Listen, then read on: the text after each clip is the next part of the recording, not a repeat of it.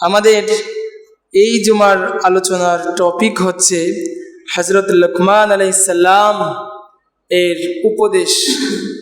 হযরত লুকমান হাকিম আলাইহিস সালাম তিনি তার সন্তানকে 10টি উপদেশ দিয়েছিলেন। কয়টি উপদেশ? 10টি উপদেশ দিয়েছিলেন। এই 10টি উপদেশ সম্পর্কে আজকে আমরা জানার চেষ্টা করব ইনশাআল্লাহ। নিজেরা জানবো এবং নিজের যে সন্তান আছে, ছেলে হোক আর মেয়ে হোক, সন্তানদেরকে এই 10টি উপদেশ আমরা নিজেরাও দেওয়ার চেষ্টা করব ইনশাআল্লাহ। আল্লাহ তৌফিক দান করুন, সকলে বলুন আমিন। সম্মানিত মুসল্লিয়ান কিরাম, আসুন আগে আমরা জেনে নেই লুকমান হাকিম কে, তার পরিচয়টা কি, কে এমন মহৎ লোক যার কথা আল্লাহ রাব্বুল আমিন কোরআনে উল্লেখ করেছেন। সুবহানাল্লাহ। কোরআনে সাধারণত আল্লাহ রাব্বুল আমিন কোনো ব্যক্তির নাম উল্লেখ করেন না। মুহাম্মদ সাল্লাল্লাহু আলাইহি সাল্লামের নাম উল্লেখ করেছেন, নবীদের নাম উল্লেখ করেছেন, কিছু কিছু, সব নবীদের নামও উল্লেখ করেন নাই।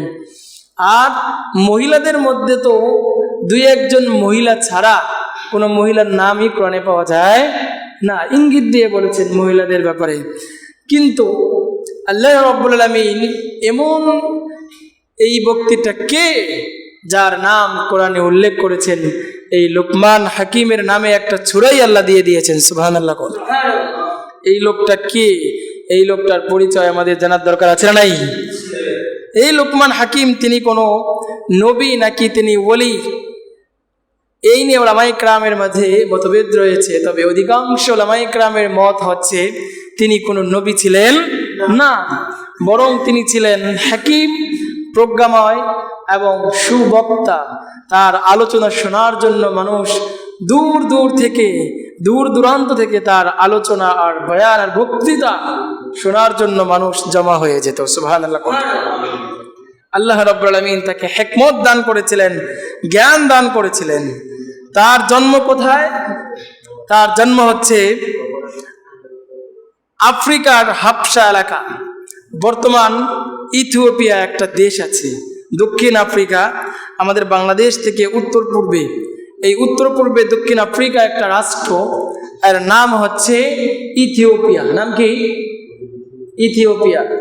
এই ইথিওপিয়া, এই কিছুদিন আগে আমাদের মসজিদের সভাপতি সাহেবের মেয়ে ইথিওপিয়া গিয়েছিল। এই দেশ, ওই দেশের মানুষ এমনিতেই কালো, সব কালো, ঠোঁট কালো, মুখ কালো, চেহারার কোনো সৌন্দর্য নাই। কিন্তু আল্লাহ রাব্বুল আমিন তার ভিতরে জ্ঞান দিয়েছিলেন, হিকমত দিয়েছিলেন। চেহারার কারণে তার নাম কোরআনে উল্লেখ হয়েছে, বিষয়টা এমন নয়। আল্লাহ তাকে জ্ঞান দিয়েছিলেন, এই জ্ঞানের কারণে আল্লাহ রাব্বুল আমিন পবিত্র গ্রন্থ আল কোরআনের মধ্যে তার নামে একটা সূরাই দিয়ে দিয়েছেন। সুবহানাল্লাহ। তাহলে এই লুকমান হাকিম কে আল্লাহ রাব্বুল আমিন হিকমত দান করেছেন, তার কথাটা আল্লাহ কোরআনের মধ্যেও বলে দিয়েছেন। সুবহানাল্লাহ। 21 নম্বর পারার 11 নম্বর পৃষ্ঠা সূরা লুকমানের 12 নম্বর আয়াত আমি খুতবার মধ্যে তেলাওয়াত করেছি। এখান থেকে আজকে তাফসির শুরু হবে। এই পৃষ্ঠা পুরোটাই মূলত হচ্ছে লুকমান হাকিমের উপদেশগুলো আল্লাহ তাআলা বর্ণনা করেছেন, আমাদেরকে শিখাচ্ছেন। শোনো, এই যে লুকমান হাকিম যেভাবে সন্তানদেরকে উপদেশ দিয়েছেন, আল্লাহ রাব্বুল আমিন কোরআনের মধ্যে এই উপদেশগুলো দিয়ে আমাদেরকে বোঝাতে যাচ্ছেন, তোমরাও তোমাদের সন্তানদেরকে এভাবে উপদেশ দাও। সুবহানাল্লাহ। পারবেন তো? পারবেন তো ইনশাআল্লাহ? সন্তানদেরকে উপদেশ দিতে পারবেন তো? আল্লাহ তৌফিক দান করুন, বলেন আমিন। এজন্য রাব্বুল আমিন বললেন, ওয়ালাকাদ আতাইনা লুকমানাল হিকমাতা আনিশকুর লিল্লাহ। রাব্বুল আমিন বললেন, আমি লুকমানকে হিকমত দান করেছিলাম, জ্ঞান দান করেছি। কি দান করেছি? জ্ঞান দান করেছি। আর এই জ্ঞান দান করার কারণে লুকমান হাকিম আনিশকুর লিল্লাহ, আল্লাহ রাব্বুল আমিনের শুকরিয়া আদায় করেছে। সুবহানাল্লাহ। এই জন্য আমরা যদি কোনো বড় অঙ্কের নিয়ামত পাই, তাহলে শুকরিয়া আদায় করতে হবে কার? আল্লাহ। এই হিকমত নামক যেই নিয়ামত আল্লাহ রাব্বুল আমিন তাকে দান করেছেন, এটা সাধারণ কোনো নিয়ামত নয়। কারণ হচ্ছে এই হিকমত আল্লাহ রাব্বুল আমিন যাকে দিয়েছেন তাকে প্রচুর কল্যাণ জিনিস দান করেছেন। সুবহানাল্লাহ। এই জন্য রাব্বুল আমিন বললেন, ইউতিল হিকমাতা মাইয়াশা ওয়ামান ইউতাল হিকমাতা ফাকাদ উতিয়া খায়রান কাসীরা, জেনে রাখো, শুনে রাখো, যাকে হিকমত দান করা হয়েছে রব্বুল আলামিন খায়রান কাসীর, তাকে প্রচুর কল্যাণ দান করেছেন। সুবহানাল্লাহ। এই জন্য লুকমান হাকিমকে এই হিকমত আল্লাহ রাব্বুল আলামিন দান করেছেন। আর বিশ্বনবী সাল্লাল্লাহু আলাইহি সাল্লামের হিকমত হচ্ছে সুন্নাহ। আমরা যত হাদিস দেখি, হাজার হাজার হাদিস, এই সব হচ্ছে বিশ্বনবী সাল্লাল্লাহু আলাইহি সাল্লামের হিকমত। এই হিকমতের মাধ্যমে মানুষকে দ্বীনের দিকে, ইসলামের দিকে এই লুকমান হাকিম দাওয়াত দিতেন। আমাদেরকেও মানুষদেরকে হিকমতের মাধ্যমে, কৌশলের মাধ্যমে ইসলামের দিকে দাওয়াত দিতে হবে। পারবো তো ইনশাআল্লাহ?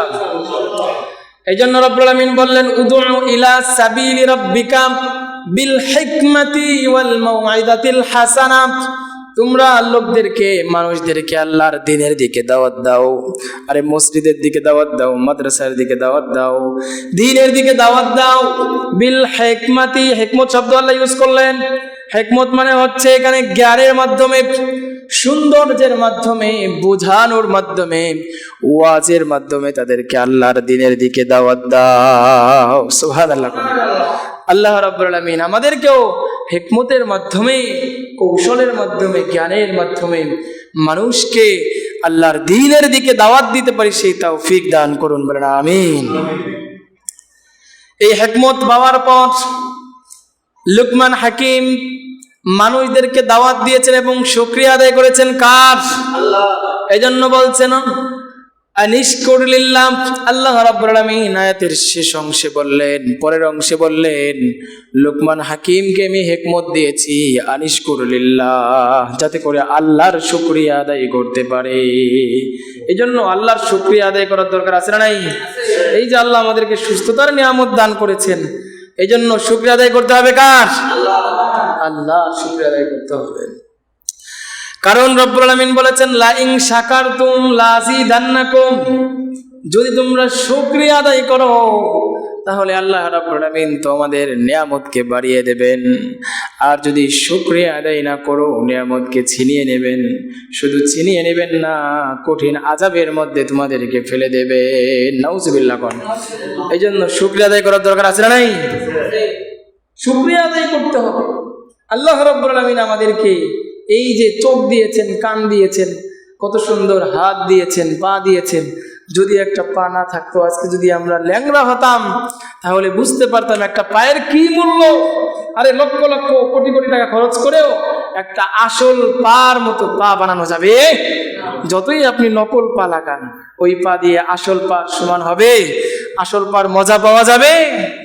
যাবে না।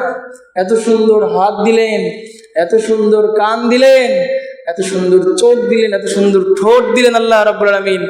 আল্লাহ বললেন যে এত সুন্দর ঠোঁট দেওয়ার পরে কোন জিনিস মা গাররাকা বিরাব্বিকাল কারীম, আরে তোমার প্রতিপালক, তোমার দয়াশীল প্রতিপালকের পথ থেকে তোমাকে কোন জিনিস ভুলাইয়া দিল? আরে ধোঁকা দিল কোন জিনিস? এত সুন্দর জিনিসগুলো আল্লাহ তোমাকে উপহার দিয়েছেন। এই জন্য শুকরিয়া আদায় করবো কার? আল্লাহ রাব্বুল আলামিন আমাদেরকে বেশি বেশি শুকরিয়া আদায় করার তৌফিক দান করুন, বলে আমিন। তাহলে লুকমান হাকিমকে আল্লাহ রাব্বুল আলামিন হিকমত দান করেছেন। এই হিকমতের মাধ্যমে লুকমান হাকিম হাজার হাজার মানুষকে বক্তৃতার মাধ্যমে দ্বীনের দিকে দাওয়াত দিতেন, ওয়াজ করতেন। তার ওয়াজে হাজার হাজার মানুষ শামিল হয়ে যেত। একবার লুকমান হাকিমের মনে করলো, হাই হাই, এই আমার যে গোলাম, আমার অধীনস্থ কর্মচারী, এই লুকমান হাকিমের এত কি জ্ঞান আছে, তার কাছে হাজার হাজার মানুষ আছে, আমি মালিক, আমি হচ্ছিল হাজার হাজার মানুষ চালাই, আমার কাছে লোক আসে না, কিন্তু তার কাছে মানুষ জ্ঞান নেওয়ার জন্য আসে। এর মধ্যে কি আছে একটু চেক করে দেখি। লুকমান হাকিমকে বলল মালিক, হে লুকমান, শোনো, তুমি একটা আমার যে ছাগলের পাল আছে, হাজার হাজার পাল আছে, ওখান থেকে একটা ছাগল নিয়ে, একটা বকরি নিয়ে যাও, জবাই করো, এবং যেই দুই জিনিস সবচাইতে নিকৃষ্ট, এই দুইটা জিনিস আমার কাছে, ওই দুইটা অঙ্গ উপস্থিত। এবার লুকমান হাকিম চলে গেল, একটা বকরি নিয়ে, একটা ছাগল নিয়ে ওই বকরিটা জবাই করে লোকমান হাকিম ওই ছাগলের যে জিহ্বাটা আছে জিহ্বাটা নিল, আর যে কলিজা আছে এই কলিজার অন্তর এই দুইটাকে নিয়ে আসলো মালিকের সামনে উপস্থিত। মালিককে বলল, এই দুইটা অঙ্গ সবচাইতে নিকৃষ্ট, শুধু বকরির না, প্রাণী জগতে যত মানুষ আছে, যত যা কিছু আছে, যার ভিতরে প্রাণ আছে, যার ভিতরে আল্লাহ জিহ্বা দিয়েছেন আর কলব দিয়েছেন, তাদের এই দুইটা অঙ্গ সবচাইতে নিকৃষ্ট, অর্থাৎ জিহ্বা আর হচ্ছে কলিজা, অন্তর, যেটাই বলেন। এবার মালিকে বলল, মনিব বলল, ঠিক আছে, তাহলে আবার যাও, আমার বকরির পাল থেকে একটা বকরি নিয়ে যাও এবং বকরিটা জবাই করে সবচাইতে উত্তম দুইটা অঙ্গ নিয়ে আসো, সবচাইতে উত্তম দুইটা অঙ্গ আমার কাছে নিয়ে আসো। এবার লোকমান হাকিম চলে গেল, আরে জবাই করে আবারও সেই জিহ্বা এবং কলিজাটা নিয়ে আসলো মালিকের দরবারে হাজির। এবার মালিক ডাক দিয়ে বলে, ও লোকমান, তুমি প্রথমে সবচাইতে নিকৃষ্ট দুইটা অঙ্গ তোমাকে আনতে বললাম, তখনও তুমি জিহ্বা আনলা, কলিজা আনলা। আবার যখন সবচাইতে উৎকৃষ্ট অঙ্গ আনতে বললাম, তখন ওই কলিজা আনলা, আবার জিহ্বা আনলা। কারণটা কি? হেকমতটা আমি বুঝলাম না, এই হেকমতটা আমার একটু বোঝাইয়া দাও। এবার লোকমান হাকিম ডাক দিয়ে বলে, মালিক শোনেন, যদি কোনো ব্যক্তির জবানটা ভালো হয়, তাহলে এই জবান দিয়ে কোরআন তেলাওয়াত হয়, এই জবান দিয়ে হাদিসের কথা হয়, কোরআনের কথা হয়, ভালো কথা হয়, মানুষকে এই জবান দিয়ে দ্বীনের দিকে দাওয়াত দেওয়া হয়, তাহলে ওই জবানটা হয়ে যায় সবচাইতে উৎকৃষ্ট জবান। সুবহানাল্লাহ। আর যদি এই জবান দিয়ে গীবত করা হয়, এই জবান দিয়ে মানুষকে আঘাত করা হয়, মানুষের মনে যদি আঘাত দেওয়া হয়, তাহলে এই জবানটা আর এই জিহ্বাটা হচ্ছে সবচাইতে নিকৃষ্ট জিহ্বা। নাউজুবিল্লাহ। এই কারণে জবানের আঘাত এটা হচ্ছে দুনিয়ার কোরাল আর তরবারির আঘাতের চাইতেও নিকৃষ্ট আঘাত। তরবারির আঘাত দিলে এক সময় মিটে যায়, ঠিক না বেঠিক? কিন্তু জবান দিয়ে, জিহ্বা দিয়ে কারো অন্তরে যদি একবার আঘাত দেওয়া হয়, ওই আঘাত আর মেটে না। এই জন্য জবান যদি ভালো হয়, তাহলে এই জবানটা হলো উৎকৃষ্ট জবান, ওই মানুষটা হচ্ছে উৎকৃষ্ট মানুষ, ঠিক না বেঠিক? আর যেই মানুষের জবান খারাপ, সেই মানুষটা নিকৃষ্ট মানুষে পরিণত হয়ে যায়, ঠিক না বেঠিক?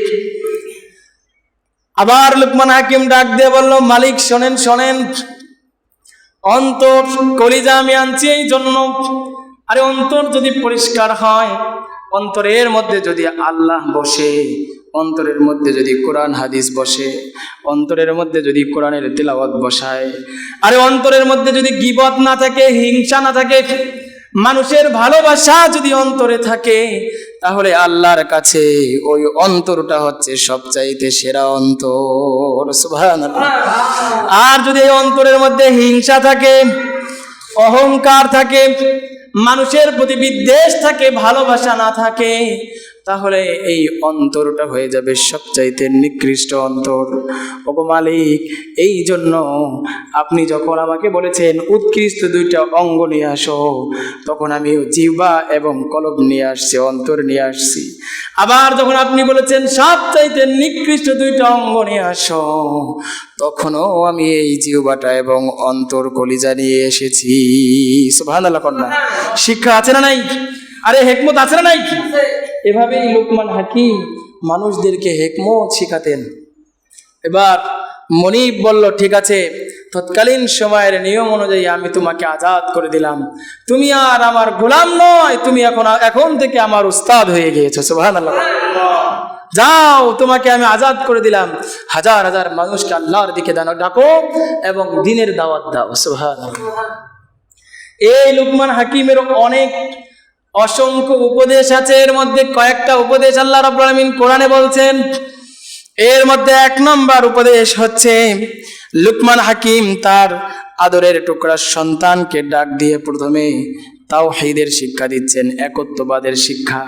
কারণ হচ্ছে ভিতরে যদি একত্ববাদের শিক্ষা না থাকে আর শিরিক থাকে, যদি এক আল্লাহর ভয় ভিতরে যদি না থাকে, যত আমলই আমি করি না কেন, কোনো আমলই কাজে আসবে না। এই জন্য তাওহীদের শিক্ষা, একত্ববাদের শিক্ষা লুকমান হাকিম তার সন্তানকে সর্বপ্রথম উপদেশে বলছেন।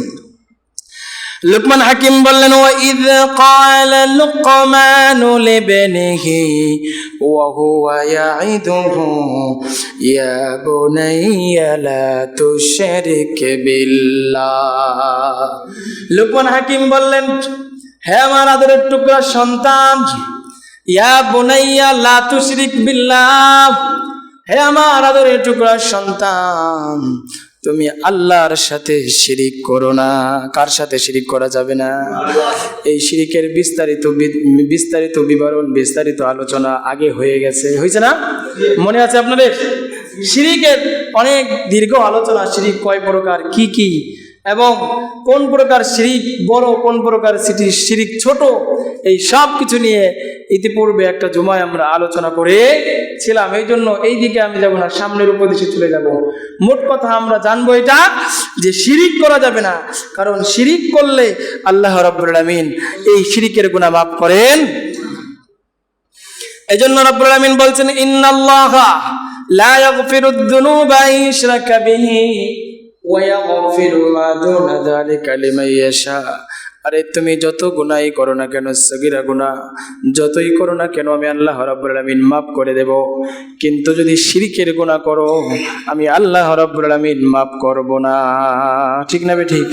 এই জন্য শিরকের গুনাহ করা যাবে না, আল্লাহর সাথে কাউকে শরীক করা যাবে না। আল্লাহ একজন, আল্লাহ দ্বিতীয় আর কেউ নয়। আল্লাহর ইবাদত, এই যে কপালটা, নামাজ, রোজা, হজ, যাকাত, এই সব কিছু আমরা করব কার জন্য? আল্লাহর জন্য। আল্লাহ ছাড়া অন্য কাউকে অন্তরের মধ্যে স্থান দেওয়া যাবে না। যদি আমরা দেই তাহলে শিরিক হয়ে যাবে। কি হয়ে যাবে? 2 নম্বর উপদেশ, লুকমান হাকিম তার সন্তানকে বলছেন, হে আমার আদরের টুকরা সন্তান, এখানে শিক্ষা আছে। ইয়া বুনাইয়া, লুকমান হাকিম কিভাবে ডাক দিয়েছেন আল্লাহ রাব্বুল আলামিন সেটাও কোরআনুল কারীমের মধ্যে বলে দিয়েছেন। ইয়া বুনাইয়া, হে আমার আদরের টুকরা সন্তান। এটা হচ্ছে দাওয়াত দেওয়ার কৌশল, কিছু ভালো কথা বলার কৌশল, সন্তানকে কাছে টানার কৌশল। কথা কি বোঝা গেছে? ঝিরকি দিয়ে বলেন নাই, ঝাড়ি দিয়ে বলে, ছেলে দিকে আসো। নো, ইয়া বুনাইয়া, হে আমার আদরের টুকরা সন্তান।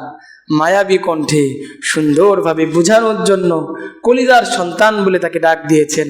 আমরাও যখন সন্তানদেরকে বুঝাবো, ভালো কথা বলবো, সৎ পথে আনার তাগিদ দেব, তখন এইভাবে এই কৌশলে দাওয়াত দিতে পারি। ইয়া বুনাইয়া, হে আমার আদরের টুকরা সন্তান। তাহলে সন্তান কথাগুলো কানে নেবে। ঠিক না বেটি? আর যদি আপনি ঝিরকি দিয়ে বলেন, সে এই কথাগুলো কাজে বাস্তবায়ন করবে না, করলেও খুব কম। সন্তানকে বুঝের মাধ্যমে সুন্দরভাবে বলতে হবে, তাহলেই সন্তান সেই উপদেশগুলো গ্রহণ করবে। ঠিক না ঠিক? এই জন্যই আল্লাহ রাব্বুল আলামিন বলেছেন ইয়া বুনাইয়া। লুকমান হাকিমের কথাগুলো তুলে ধরে আল্লাহ বললেন, ইয়া বুনাইয়া আকিমিস সালাহ, ইয়া বুনাইয়া ইন্নাহা ইন তাকু মিসকালা হাববাতিন মিন খারদালিন। যদি গুনাহ ছোট হোক আর বড় হোক, ওই গুনাহ করব না। গুনাহ যত ছোট হোক আর যত বড় হোক, ওই গুনাহ করা যাবে না। আর নেকি যত ছোট হোক আর বড় হোক, ওই নেকি ছাড়া যাবে। 2 নম্বর উপদেশ লোকমান হাকিমের, সন্তানকে বললেন, সন্তান শোনো, গুনাহ এটা যত বড় হোক আমরা করব না, আর নেকি যত ছোট হোক ছাড়ব না। নেকির কাজ আমরা করব। সন্তানকে আমরা এই উপদেশ দিতে পারি না? আরে কথা বলেন, পারি না? আমরা যারা গার্ডিয়ান আছি, সন্তানকে বলবো, বাবা গুনাহের কাজ করো না, গুনাহের কাজ করা যাবে না। গুনাহের কাজ করলে শরীয়ত থেকেও ধিক্কৃত হবে, লাঞ্ছিত হবে, সমাজ থেকেও লাঞ্ছিত হবে। ঠিক না ঠিক? কারণ শরীয়ত এমনভাবেই বানানো হয়েছে, মানুষের সামাজিক জীবনের সাথে একাকার হয়ে আছে শরীয়ত এভাবেই, যে মানুষ যদি ভালো কাজ করে শরীয়ত সেটাকে বাহবাহ দেয়। শরীয়ত বলে, হ্যাঁ ঠিক আছে, এইটাই করতে হবে। খারাপ কাজ করলে মানুষের যেখানে অকল্যাণ আছে সেখানে শরীয়ত বলবে নো, এই কাজ করা যাবে না, এটা গুনাহের কাজ। তাহলে লুকমান হাকিম সন্তানকে 2 নম্বর উপদেশ দিলেন, ইয়া বুনাইয়া ইন্নাকা ইন তাকু মিসকালা হাববাতিন মিন খারদালিন আতাইনা বিহা ফাতাকুম ফি সফরাতিন নাও ফিস সামাওয়াতি ওয়াল আরদ ইয়াতি বিহা। আরেক গুনাহ যত ছোট হোক আর যে গুনাহ যত বড় হোক, নেকি যত ছোট হোক আর বড় হোক, এই সব কিছু রব্বুল আলামিনের দরবারে কিয়ামতের দিন উঠানো হবে। ঠিক না ঠিক? কিয়ামতের দিন উঠানো হবে। তুমি যদি ছোট একটা নেক কাজ যদি করে থাকো, এর প্রতিদান আল্লাহ রাব্বুল আলামিন কিয়ামতে দিয়ে দিবেন। আর যদি গুনাহের কাজ করো, ছোট হলেও সেটার প্রতিদান আল্লাহ তাআলা দিয়ে দিবেন। এই জন্য গুনাহের কাজ করা যাবে না। 3 নম্বর উপদেশ লুকমান হাকিম বললেন, ইয়া বুনাইয়া আকিমিস সালাহ, হে আমার আদরের টুকরা সন্তান, আকিমিস সালাহ, নামাজ কায়েম করো। কি করো? আরে জোরে বলেন, কি করো? নামাজ কায়েম করার আদেশ দিচ্ছেন লুকমান হাকিম তার সন্তানকে। আল্লাহ রাব্বুল আলামিনের বিষয়গুলো ভালো লাগার কারণে কোরআনুল কারীমের মধ্যে এই উপদেশগুলো তুলে দিয়েছেন। সুবহানাল্লাহ। লুকমান হাকিম ডাক দিয়ে বললেন, ইয়া বুনাইয়া আকিমিস সালাহ, হে আমার আদরের টুকরা সন্তান, নামাজ কায়েম করো। কারণ হচ্ছে যে ব্যক্তি নামাজ পড়ে না, তার মধ্যে আর কাফেরের মধ্যে কোনো পার্থক্য থাকে না। একজন কাফের ও মুসলিম যেমনি ভাবে নামাজ পড়ে না, ঠিক তুমি যদি নামাজ না পড়ো, তার মধ্যে এবং তোমার মধ্যে কোনো পার্থক্য নাই। ঠিক না ঠিক?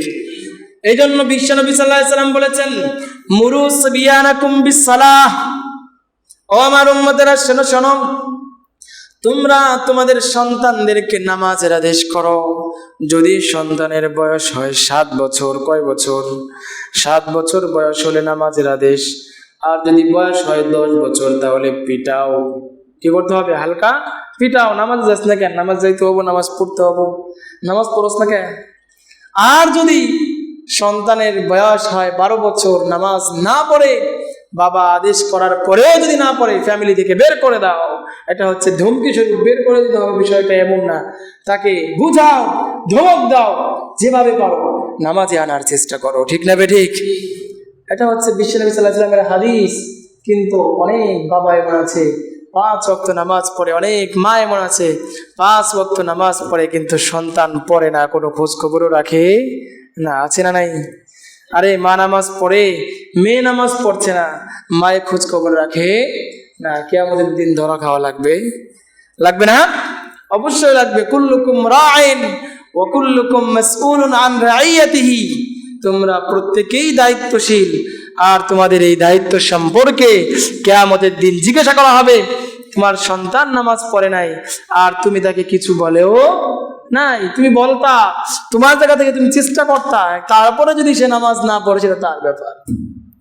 আমরা এতটুকু বলতে পারবো, আল্লাহ আমরা আমাদের জায়গা থেকে চেষ্টা করেছি, কিন্তু সন্তান পড়ে নাই, কি বলবো? কথা বলেন, ঠিক না ঠিক? বাঁচার কিছুটা হলে উপায় আছে, কিন্তু যদি আদেশই না দেই, ফজরের সময় ডাকি না দেই, বলি যে সন্তান ছোট মানুষ, ছোট ছোট, এই বাচ্চার বয়স 22, কয় ছোট মানুষ, কি বলে? ছোট মানুষ। আর একটু বড় হোক, তারপরে নামাজ পড়বে। আছে না নাই? এমন সম্ভ্রান্ত অনেক ফ্যামিলি আছে যে বড় হয়ে গিয়েছে, মেয়ে 17 বছর 18 বছর হয়ে গিয়েছে, এখনো মনে করে ছোট মানুষ। কি মনে করে? ছোট মানুষ। আরে শরীয়ত কি বলে সেটা আমাদের দেখতে হবে। আপনি বাবা মার কাছে সন্তান, যদি সন্তানের বয়স 60 বছরও হয়, তখন ওই সন্তান ছোট থাকে। ঠিক না ঠিক? আরে আমার বাবার কাছে, আমার মায়ের কাছে আমি যত বড়ই হই না কেন, আমি ছোট। আপনার কাছে, আপনার বাবা মা, আপনার বয়স যতই হোক না কেন, বাবা মার কাছে আপনি ছোট। তবে শরীয়ত বলছে 12 বছর বয়স হলে, বালেগ হলে তাকে নামাজের আদেশ দিতে হবে। পারবো তো ইনশাআল্লাহ? আল্লাহ তৌফিক দান করুন, বলেন আমিন। কয় নম্বর উপদেশ গেল? 3 নম্বর। কয় নম্বর? 1 নম্বরে কি বলছি? ঘুমায় পড়ছেন? আলোচনা কি বুঝতেছেন?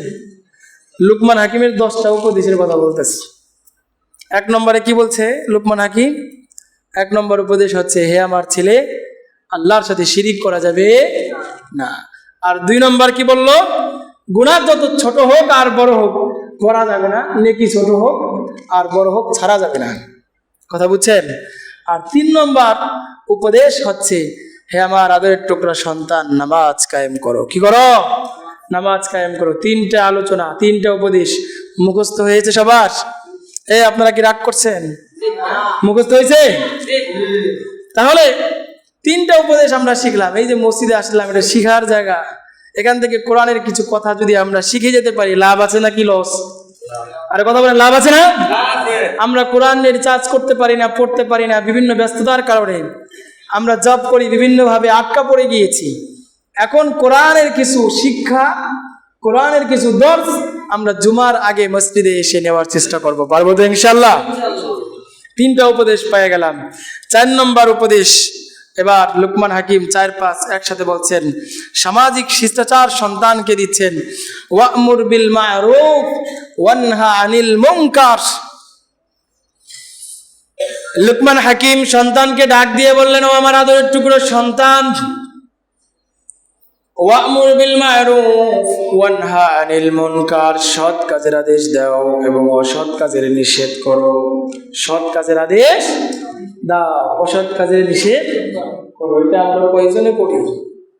সৎ কাজের আদেশ, অসৎ কাজের নিষেধ, এটা করতে হবে। আমরা যারা এলাকার গণ্যমান্য ব্যক্তিবর্গ আছি, তাদের অনেক দায়িত্ব আছে। আমরা যারা এলাকার নেতৃস্থানীয় মানুষ আছি, তাদের অনেক দায়িত্ব আছে। সৎ কাজের আদেশ, অসৎ কাজের নিষেধ, এটা খুব গুরুত্ব সহকারে বাস্তবায়ন আমাদের করতে হবে।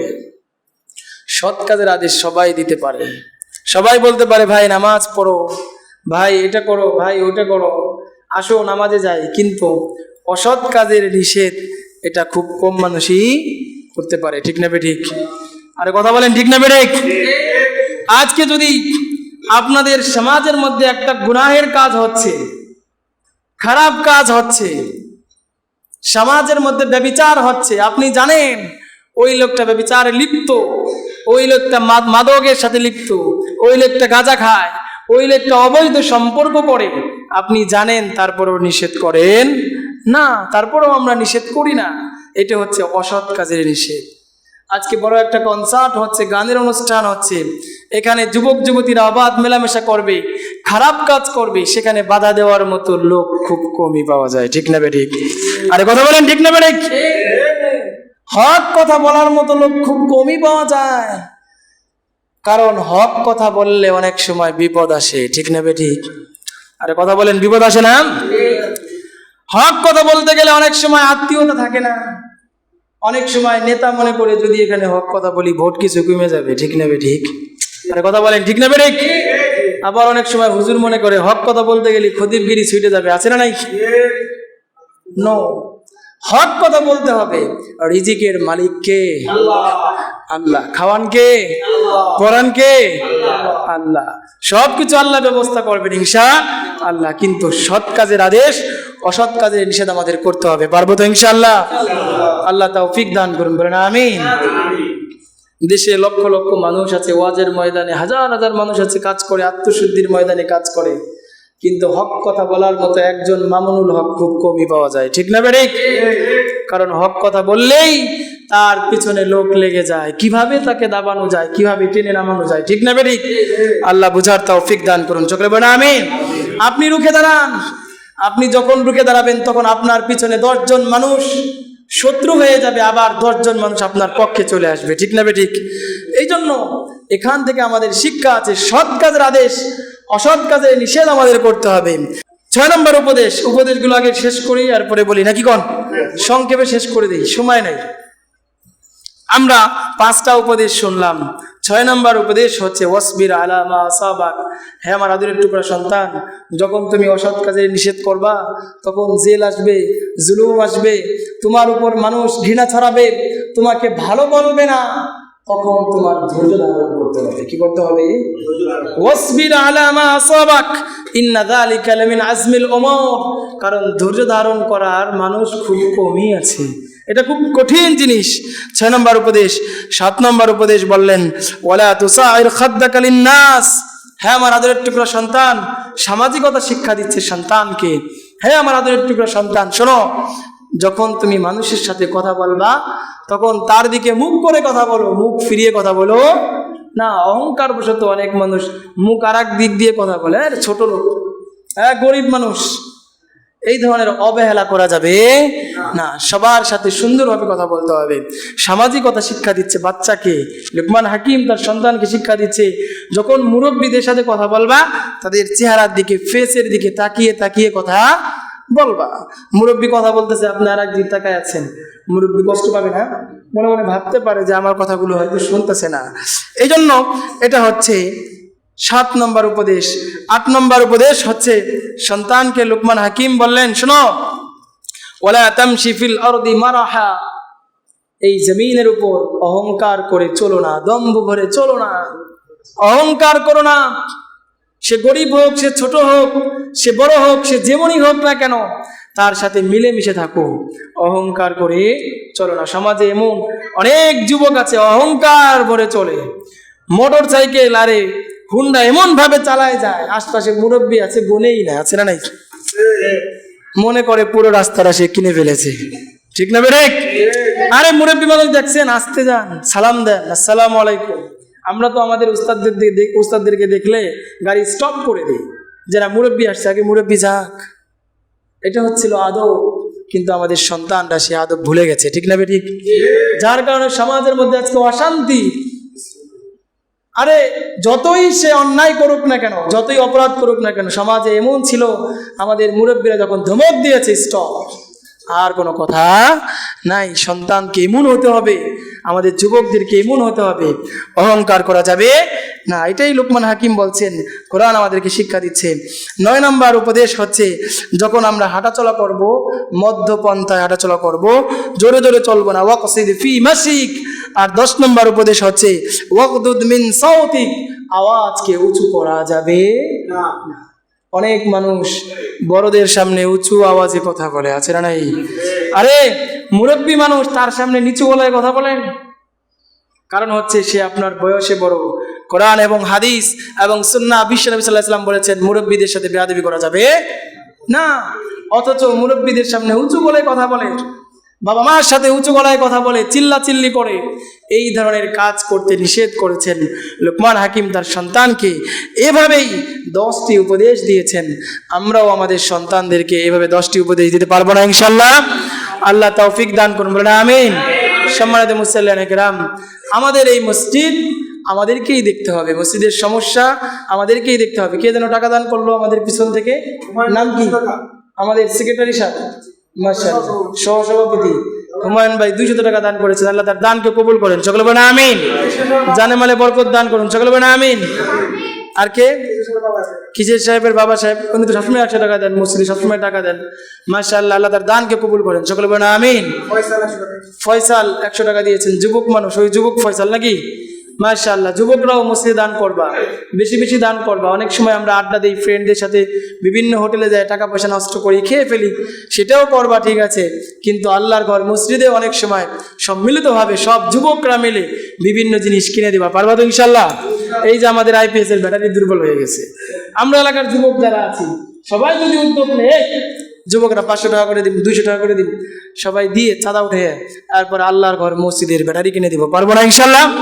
এই যুবক এখানে আছেন যারা, আপনাদেরকে বলে যাই, যুবক যারা আছেন সবাই মিলেমিশে থাকবেন এবং এই মসজিদের দিকে তাকাবেন। এই মসজিদের ব্যাটারি প্রয়োজন, বিভিন্ন সময় বিভিন্ন জিনিসের প্রয়োজন হয়, এগুলো আপনারা ব্যবস্থা করে দিবেন ইনশাআল্লাহ। আল্লাহ রাব্বুল আলামিন আমাদের এই যুব সমাজকে কবুল করে নেন, সকলে বলেন আমিন।